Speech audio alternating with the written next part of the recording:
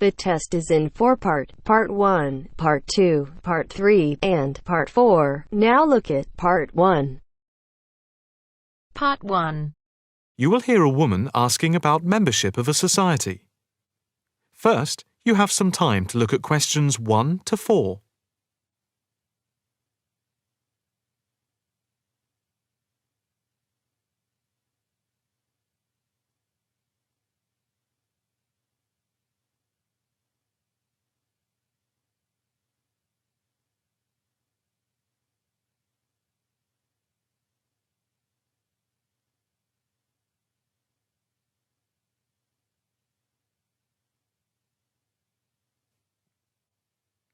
Now, the test will begin.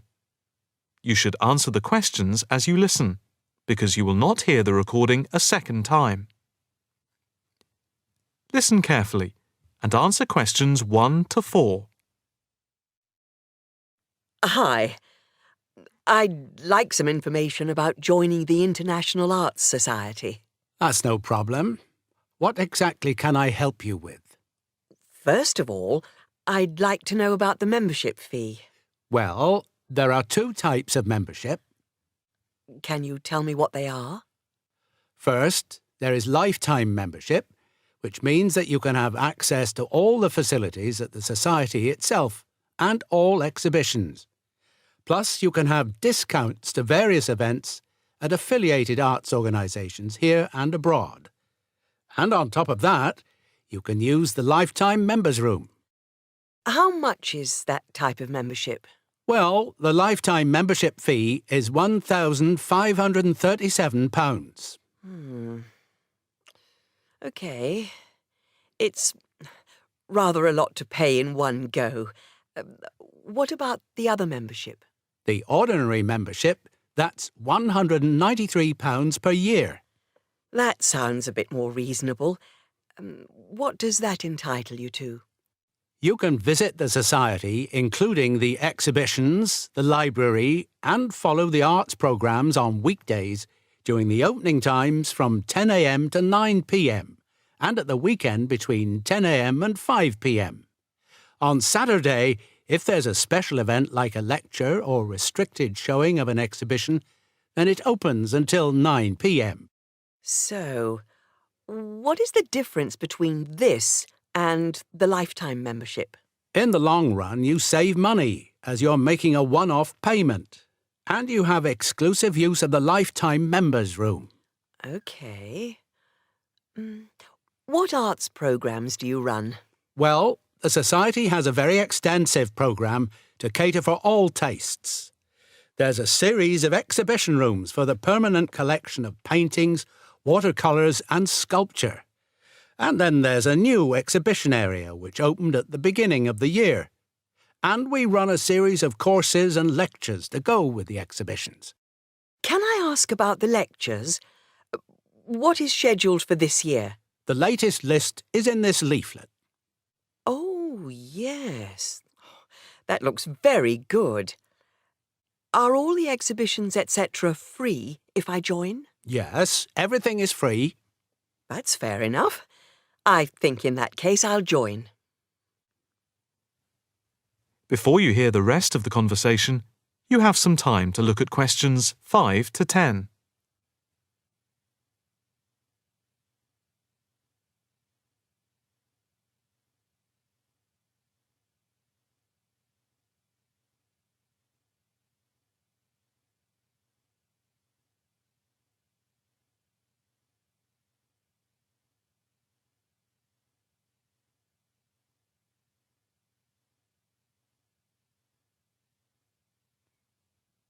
Now listen and answer questions 5 to 10.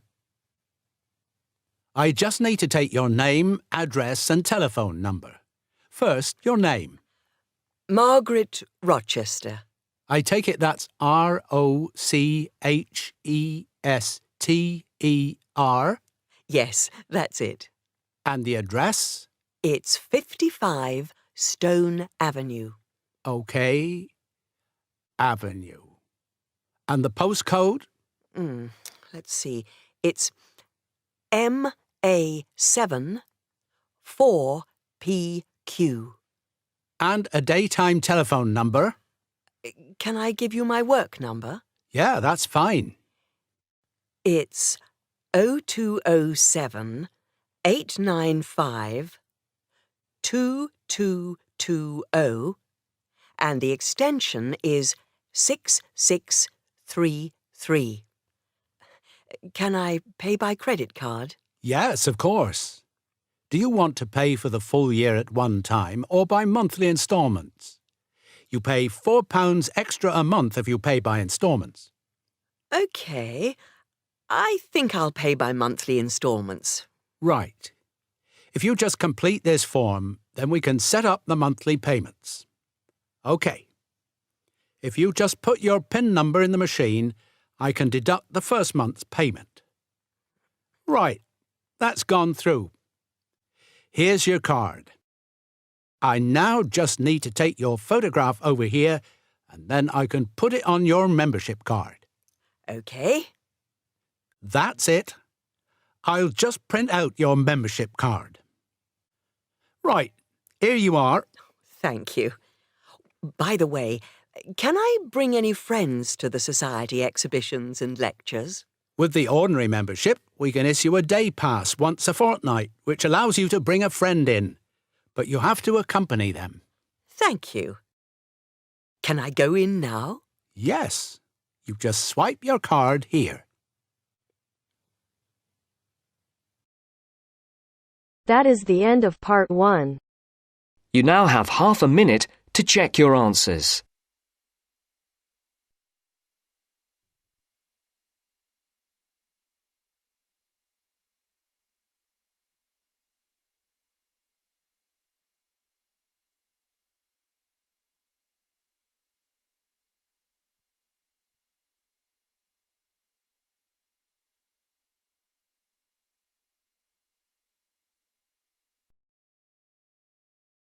Now turns to part 2. Part 2. You will hear Elliot, an environmental science student, talking to his tutor about an essay he is writing on captive breeding programs. First, you have some time to look at questions 11 to 15.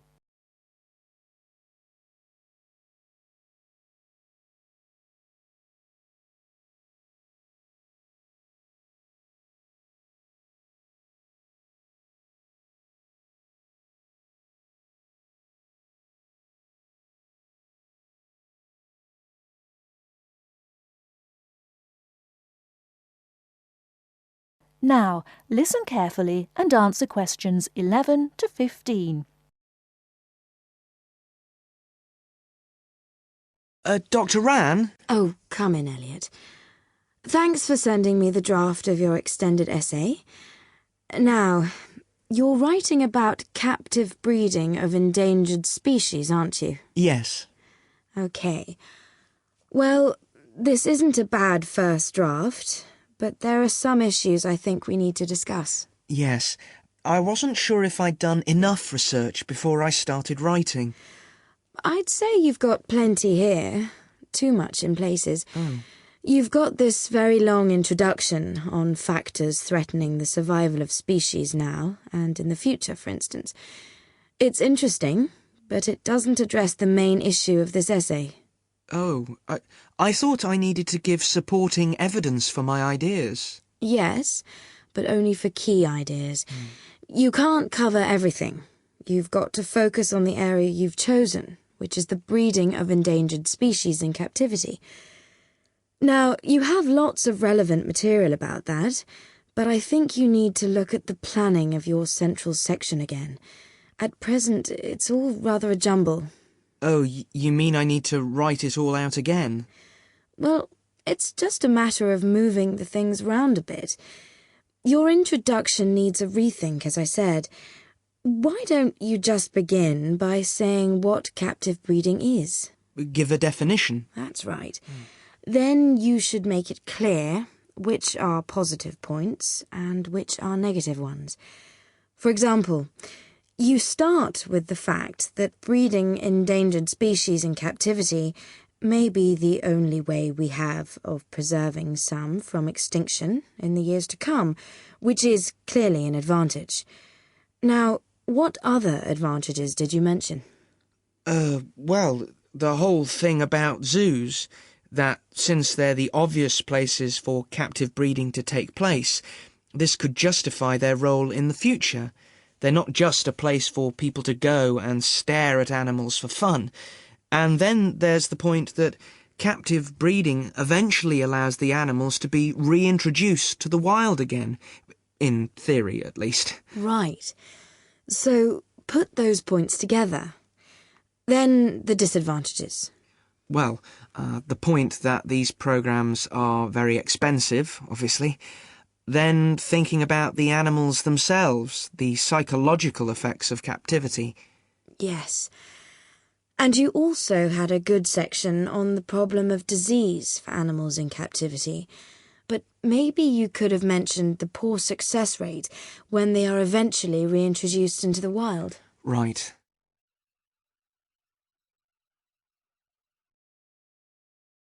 Before you hear the rest of the talk, you have some time to look at questions 16 to 20.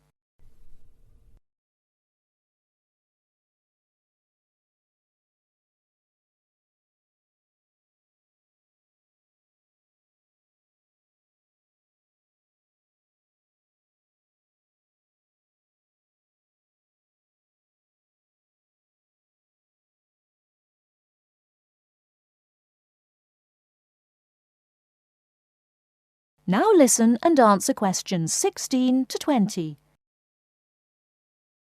Now, your next section's on requirements for successful release of these animals into the wild. I think you need some evaluation here. Which of these requirements are more important and which are less important, according to the available data? I had some information about that, but I wasn't sure if I needed to put it in. Yes, definitely. My first point, for example, that's to do with the fact that animals bred in captivity have to be taught how to survive before they're released. All the data shows that's absolutely essential. Unfortunately, if they're just released without training, they won't know how to hunt and how to avoid predators and so on. Some articles suggest that it's necessary, actually, to provide food and shelter for the animals after they've been released, at least for the first few months. But the research suggests that this is less crucial to the successful reintegration of the animals. Right. You also mentioned the idea of providing employment for local people in the areas where the animals were being re-released, and education, so that they'll see the return of the animals into their habitats as a positive thing. Yes, that sounds important to me, but I couldn't actually find any statistics or information about it. And I'd have thought it was really important to screen the animals to be sure they were healthy before they were returned to the wild. But the figures show that actually it doesn't make much difference. That's surprising, yes. Did you get any data on the effects of acclimatization? Yes, it showed that if animals are kept on the site where they were to be released for a time in order to acclimatize, they have a far better survival rate than those released directly into the wild. OK. Well, you've got some good information there. Have you thought at all about your final section? Well, I think I'll be looking at the whole question of habitat protection and whether in fact captive breeding is the answer, or whether we can protect endangered species within their natural habitat. That sounds fine. So, I think if you go away and make those changes, that sounds quite promising. Thank you.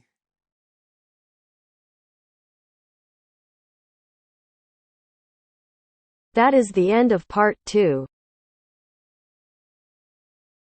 You now have half a minute to check your answers.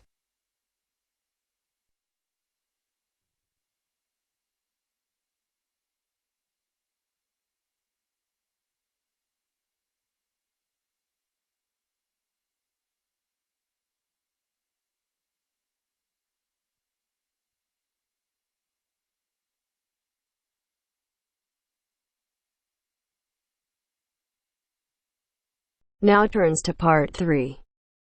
Part 3. You will hear a conversation between a potential student at Clevedon College and a representative in the Information Centre. Presentation.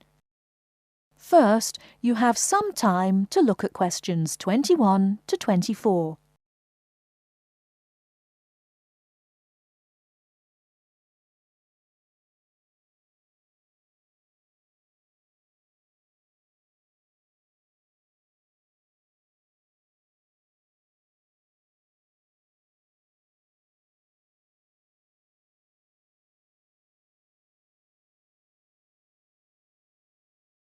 Now, listen carefully and answer questions 21 to 24. Good morning, Clevedon College. Can I help you? Yes, please. I'd like some information about evening courses this term. OK. Which subjects are you interested in? 2 subjects, actually. Languages and computer skills. OK. What languages are you interested in? Actually, I'm not sure. I have to fulfill a language requirement for school, but I haven't really decided what language to study. How many language courses do you run each week? We have 2 every night, from Monday to Friday. I'm sorry, but would you mind going through the schedule for me? Which language on which days? Not at all. Monday to Wednesday are modern European languages, French, Spanish, German, Dutch and Polish. Thursday night, we offer ancient languages, Latin and ancient Greek. And on Friday, we finish off with the Asian languages of Hindi and Bengali. Monday to Wednesday, modern European. Thursday, ancient languages. And Friday, Asian. Can you spell Bengali, please? Yes, it's B-E-N-G-A-L-I. Great. And how much do the courses cost? Each course costs £25 per person per term. But if you want to do 2 language courses, there's a 10% discount, but only if you book for 2 terms. So the 10% discount is if I take 2 courses for 2 terms. Is that right? Right. Before you hear the rest of the talk, you have some time to look at questions 25 to 30.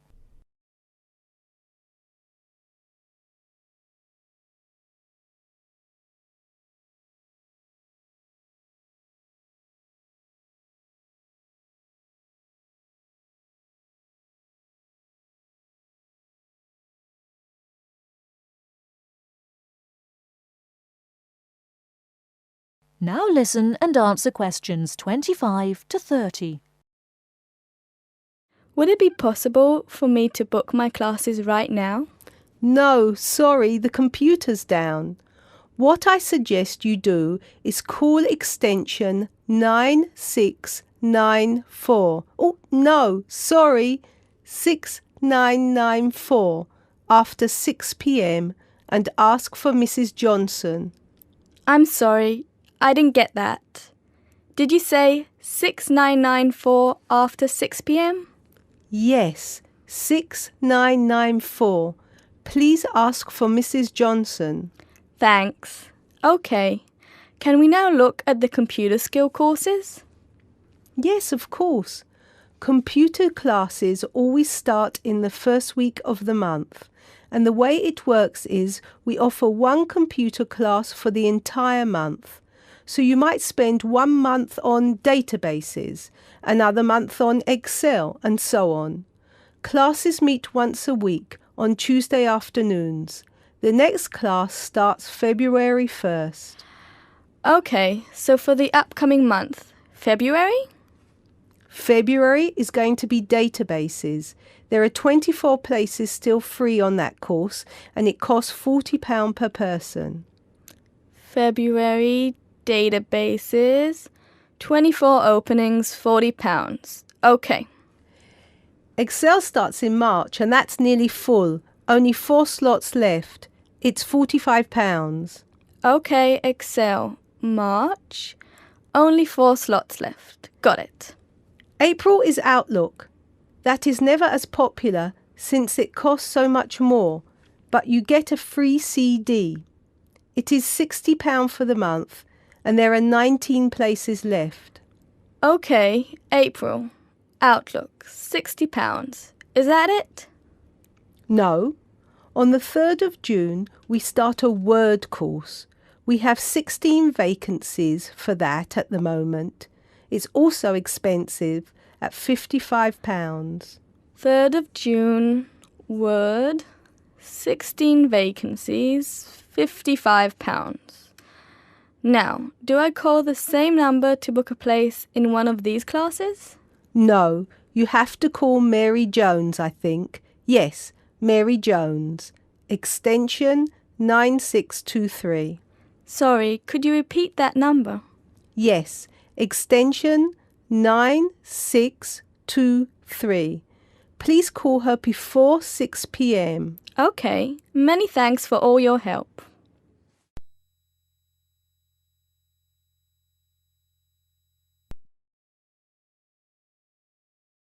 That is the end of part 3. You now have half a minute to check your answers.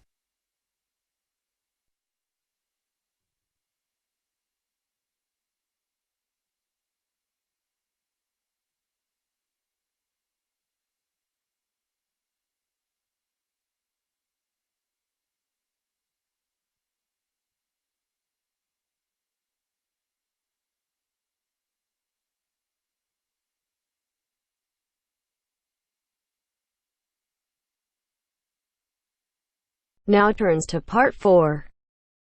Part 4.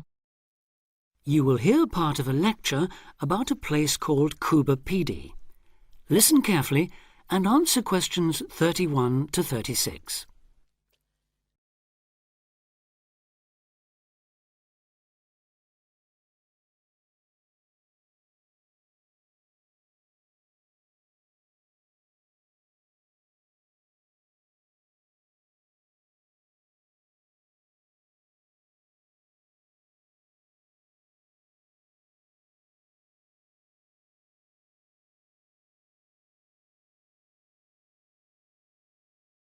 Listen carefully and answer questions 31 to 36. Good afternoon. Today, we're continuing this series of talks on the development of the Australian outback with a look at Cuba Pedy, the desert town of opal mines and underground living, which lies 860 kilometres north of Adelaide and 690 south of Alice Springs. The inaccessibility, harsh climate and almost total lack of water made it a highly unlikely place for human habitation.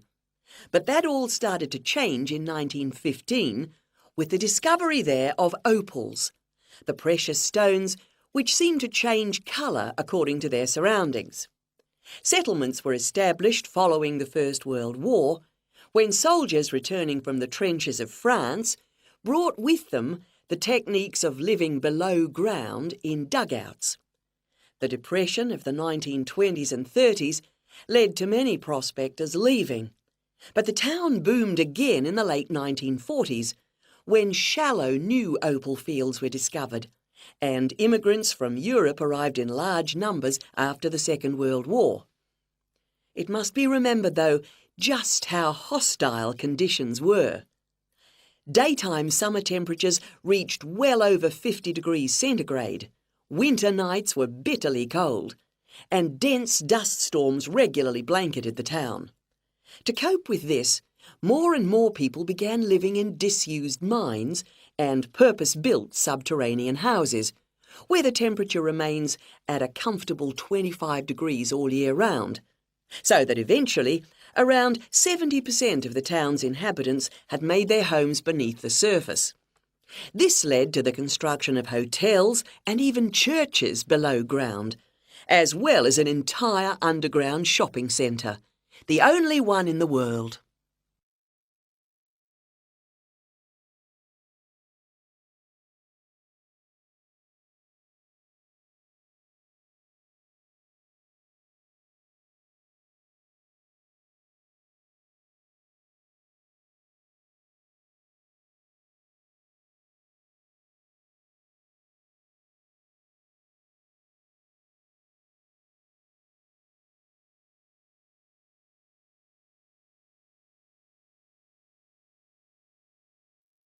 Now answer questions 37 to 40. Perhaps not surprisingly, this has now led to the emergence of a secondary industry, tourism. Increasing numbers of visitors come to see the tunnels and the caves with their ventilation shafts, the weird machines lying about in the town, and, just beyond it in the scorched red desert, the conical hills thrown up by the world's biggest opal mines. It's a logical stopping place for travellers too. The nearest town to Coober Pedy is Woomera, in the prohibited area once used for launching space rockets. But even that is an enormous distance away.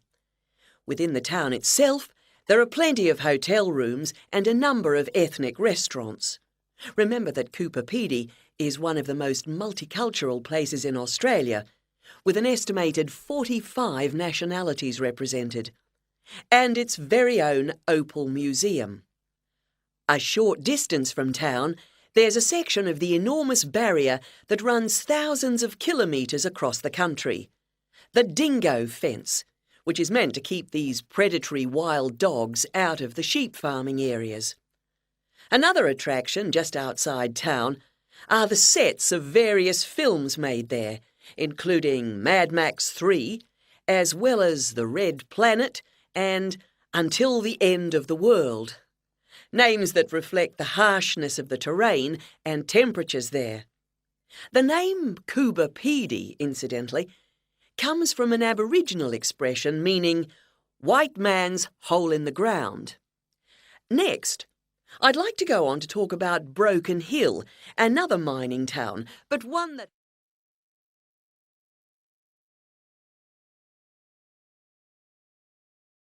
That is the end of part 4. You now have half a minute to check your answers.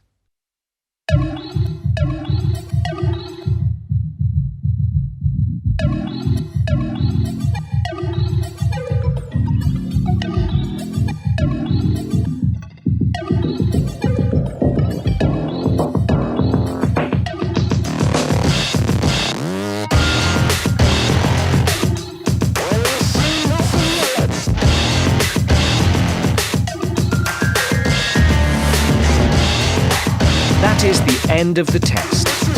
You now have 10 minutes to transfer your answers to your Ielts listening answer sheet.